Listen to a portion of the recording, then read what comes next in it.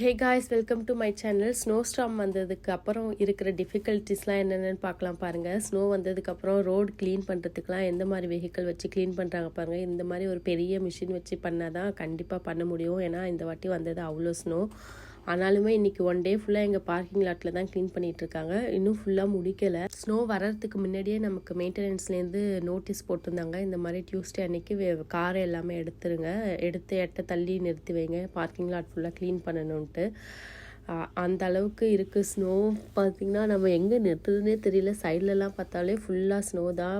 அப்புறம் car clean பண்ணுறது இதெல்லாம் ஒரு பெரிய வேலை பாருங்கள். கார் ஃபுல்லாக வீல்லாம் எங்கே இருக்குது என்னென்னே தெரியல. எனக்கு கார் க்ளீன் பண்ணுற அந்த எக்யூப்மெண்ட்ஸ்லாம் பார்த்திங்கன்னா நான் காருக்கு டிக்கியில் தான் வச்சுருந்தேன். அதை டிக்கியை திறக்கணும்னு பார்த்தா அதையே திறக்கவும் முடியல, ரொம்ப கஷ்டமாக இருக்குது.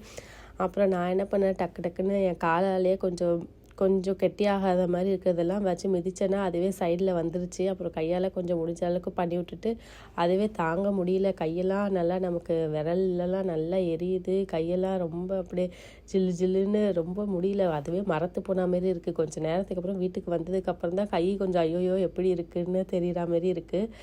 அப்புறம் ஈவினிங்காக ஃபஸ்ட்டு கொஞ்சம் போய் க்ளீன் பண்ணேன். அதுக்கப்புறம் முடியல. அப்புறம் கொஞ்சமாக வந்துட்டு அப்புறம் ஈவினிங்காக கொஞ்சம் போய் க்ளீன் பண்ணிட்டு அப்பயும் ஸ்னோ வந்துட்டு தான் இருக்குது. க்ளீன் பண்ண கொஞ்சம் கொட்டிகிட்டே இருக்குது. நான் க்ளீன் பண்ணுறதுக்குள்ளே எனக்கு மூக்கிலலாம் அப்படியே சளி வருது, முடியல, அவ்வளோ குளிர்.